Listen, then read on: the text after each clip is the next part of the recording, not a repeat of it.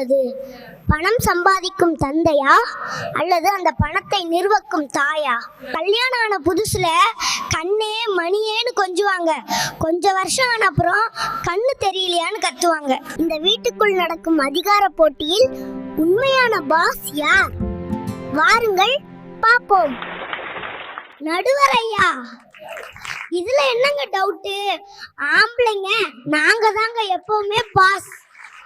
காலையில அவசரமா ஆபீஸ் போறது யாரு? அப்பா. வெயில்ல கஷ்டப்பட்டு சம்பாதிக்கிறது யாரு? அப்பா. வீட்டுக்கு தேவையான டிவி, ஃப்ரிட்ஜ், காரு எல்லாம் வாங்குறது யாரு?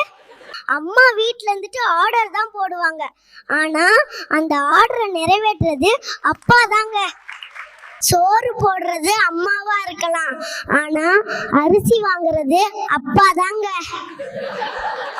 அப்பா புலி மாறிங்க, அதனால அப்பா தான் கெத்து.